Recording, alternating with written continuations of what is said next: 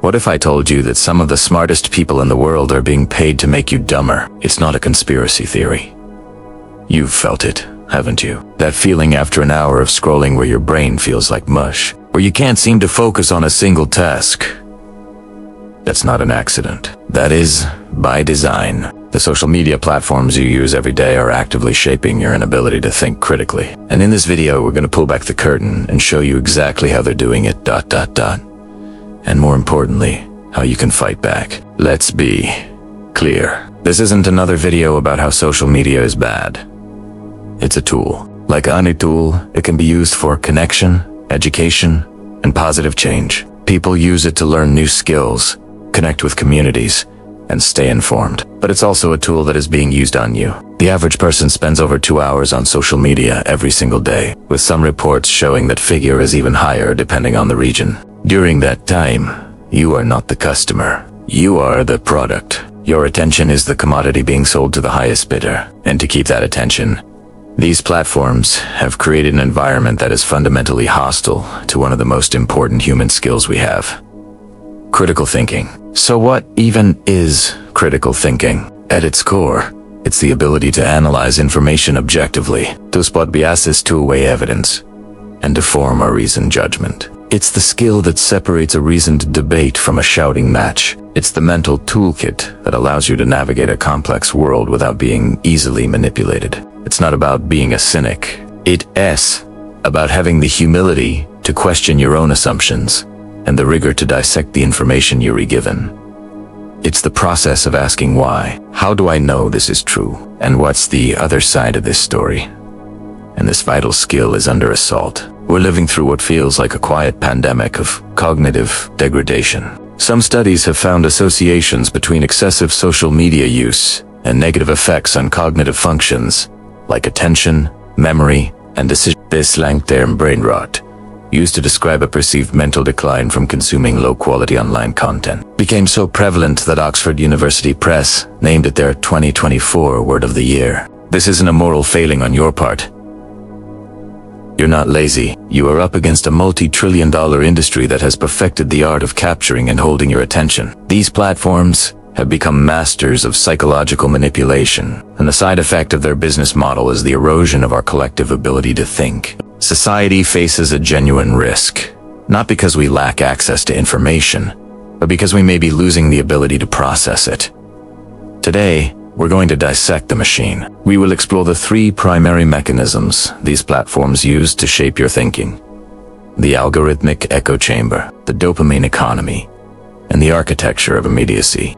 The first, and perhaps most insidious, mechanism is the algorithmic echo chamber. It sounds complex, but the concept is frighteningly simple. Every time you log onto a platform like YouTube, TikTok, or Instagram, an algorithm is watching. It's a set of calculations, monitoring every click, like, share, and every second you spend on a video. Its goal is to keep you on the platform for as long as possible, because more time means more ad revenue. And what's the easiest way to keep you engaged? Show you more of what you already like, more of what you already believe. This is where a natural human tendency gets weaponized against us: confirmation bias. We are all wired to seek out information that confirms our existing beliefs. It feels good. It validates our worldview. Before the internet, this bias was tempered by encountering different people and different ideas that challenged our own. Today, algorithms can supercharge our confirmation bias into a closed loop. Imagine your feed is a room.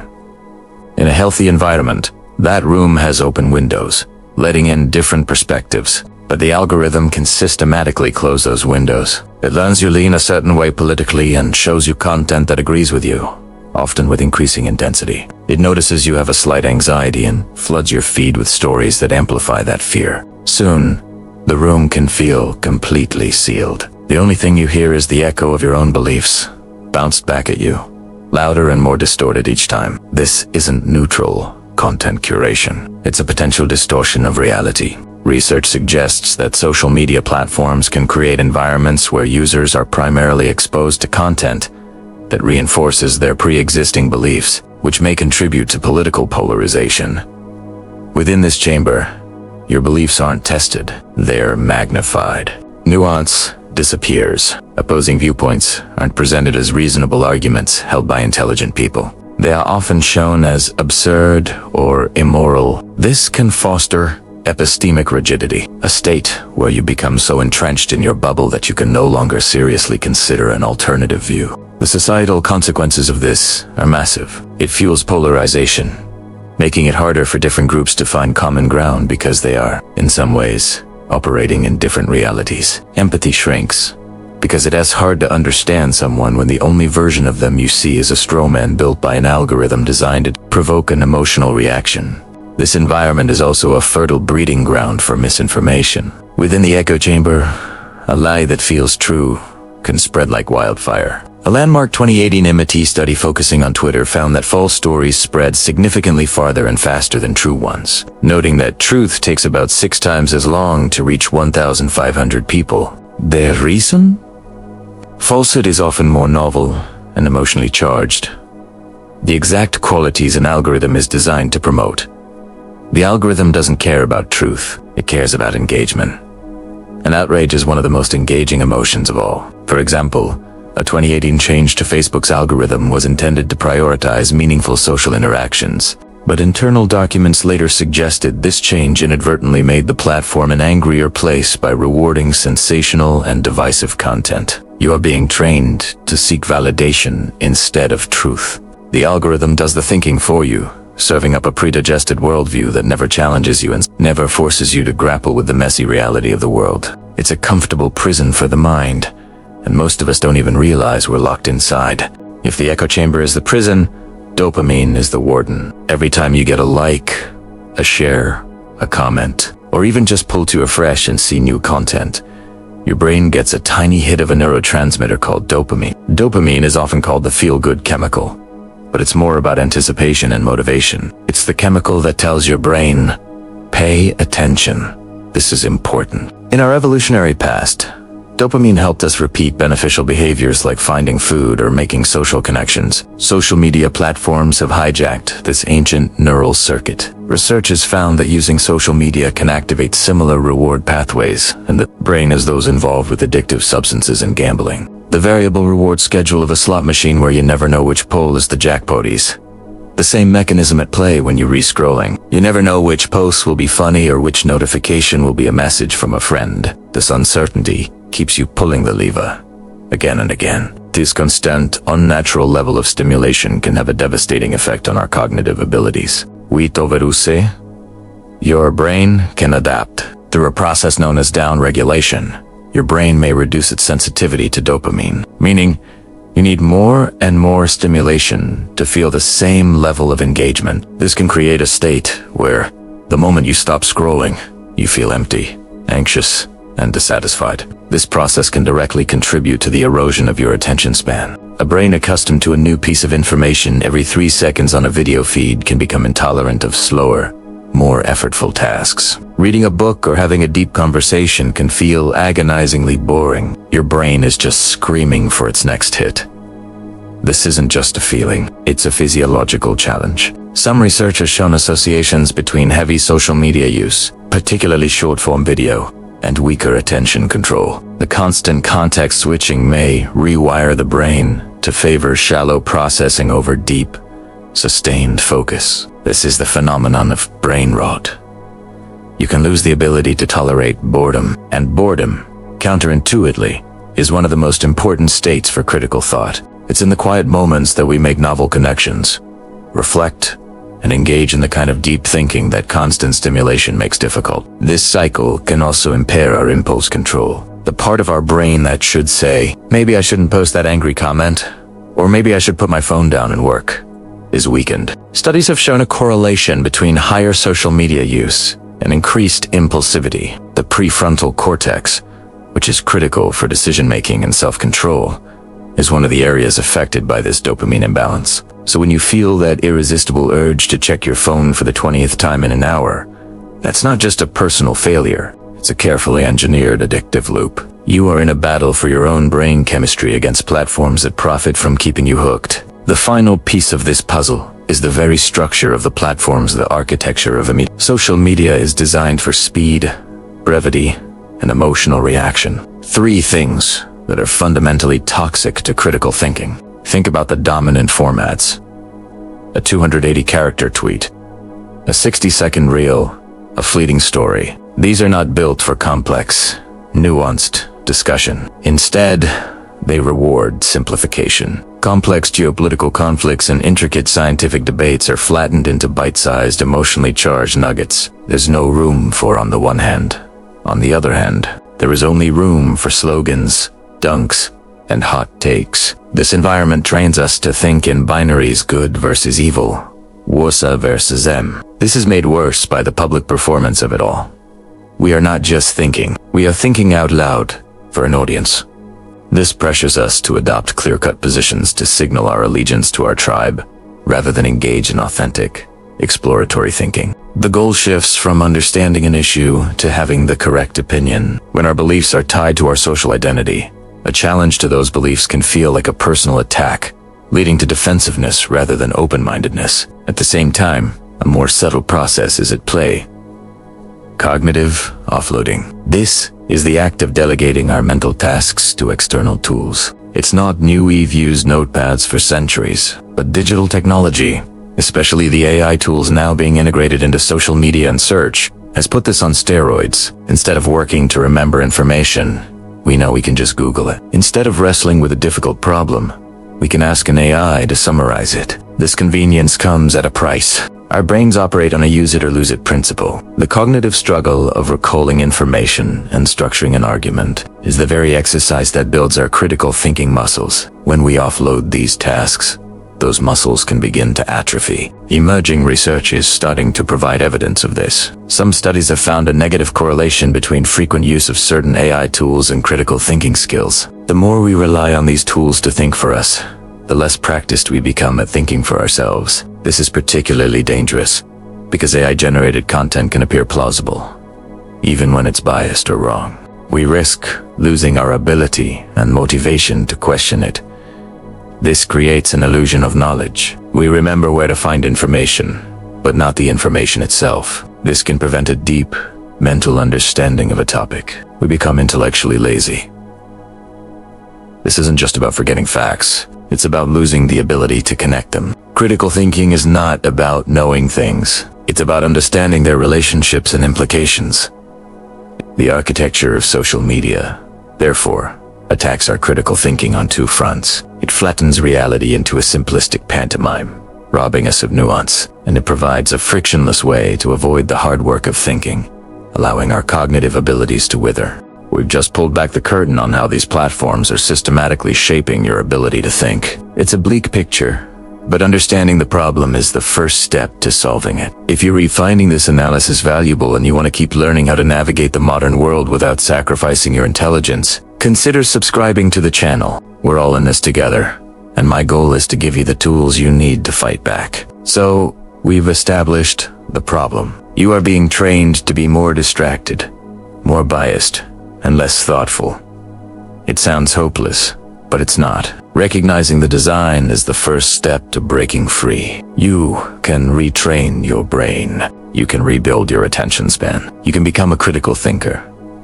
It just requires conscious effort. Here are 5 concrete strategies you can start using today. First, become an active curator, the digital gardener. You can't be a passive consumer of information anymore. You have to treat your feed not as a river that flows over you, but as a garden that you must actively tend. This means using the unfollow, mute, and block buttons without mercy. If an account consistently posts low-quality rage Batavan, if you agree with it, unfollow it. It is junk food for your brain. Make a conscious effort to follow thinkers and publications that you disagree with, but who argue in good faith. You're not trying to change your mind. You're trying to understand other perspectives.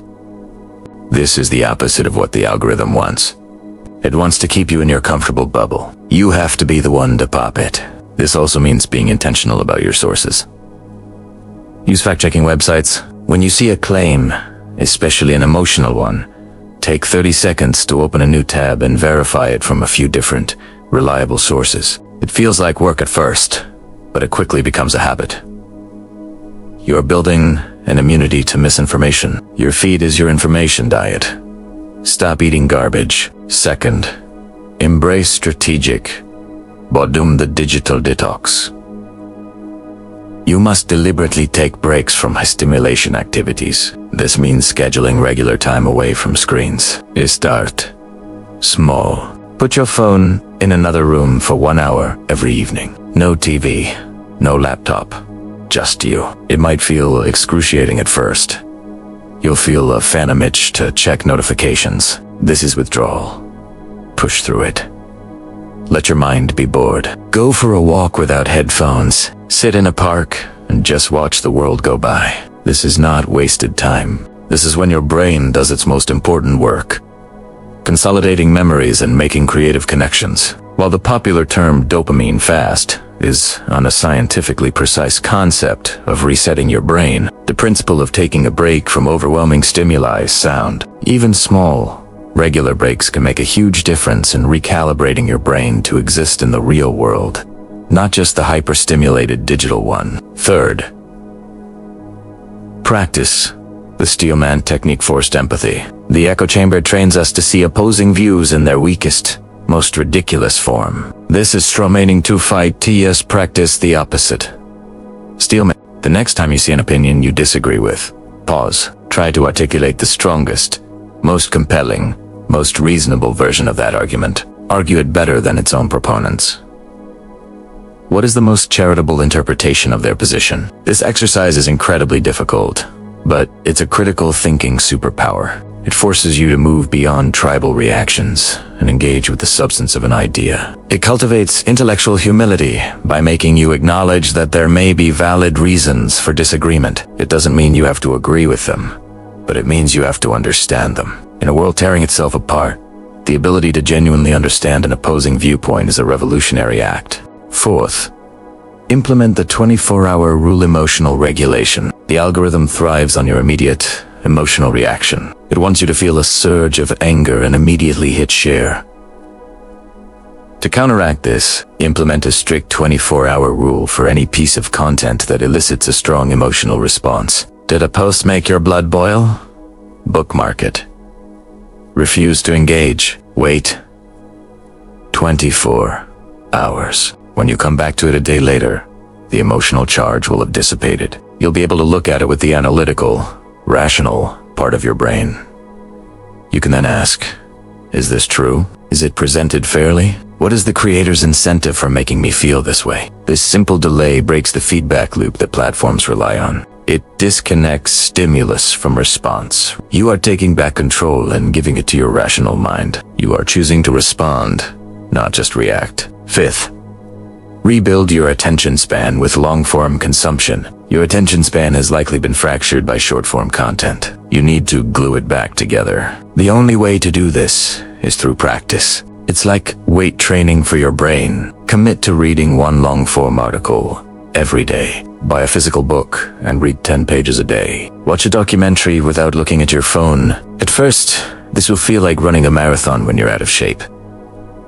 Your mind will wander. You'll get the itch to check your phone. Resist Italiano. Every time you force your attention back to the book or the article, you are strengthening your prefrontal cortex. You are literally rewiring your brain for sustained focus. This is perhaps the most important habit, as a strong attention span is the prerequisite for all deep and critical thought. The picture we've painted is a dark one. It asks the story of how a system designed to connect us has ended up isolating us in bubbles. It's how a tool for sharing has become a machine for addiction. And it's how a fire hose of information has, ironically, led to a drought of true understanding. The business model of social media is fundamentally at odds with cultivating a thoughtful, critical populace. The platforms are not going to change on their own. Their survival depends on keeping you hooked, emotional, and intellectually passive. The responsibility falls to us, the users, to recognize the game and refuse to play by its rules. This isn't about deleting your accounts and becoming a Luddite. It's about shifting from being a passive victim of the design to an active,